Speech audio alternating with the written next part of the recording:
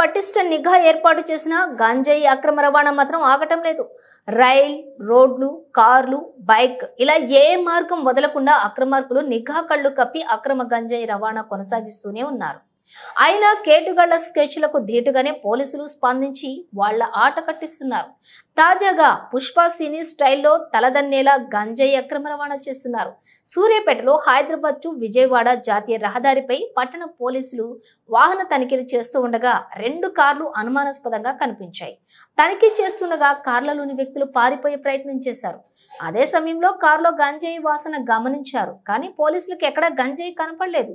మొదట నిందితులు గంజాయి సేవించారనుకుని భ్రమపడిన పోలీసులు వదలకుండా గంజాయి వాసనపై లోతుగా తనిఖీ చేశారు. కారు వెనక డిక్కీ కింద బంపర్ లోపలి మధ్య భాగంలో ప్రత్యేక అరలు, సంచులు ఏర్పాటు చేశారు.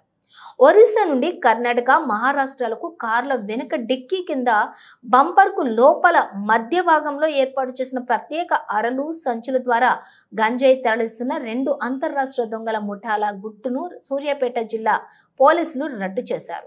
7 నిందితులను అరెస్టు చేయడంతో పాటుగా 27.40 లక్షల విలువ గల 110 కేజీల గంజాయి, 3 కార్లు, 9 సెల్ ఫోన్లు స్వాధీనం చేసుకున్నామని సూర్యాపేట జిల్లా ఎస్పీ సనత్ ప్రీత్ సింగ్ తెలిపారు. నిందితులు పుష్ప సినిమాను చూసే ప్రేరణతో ఈ స్కెచ్ చేశారని కూడా పోలీసులు చెబుతున్నారు.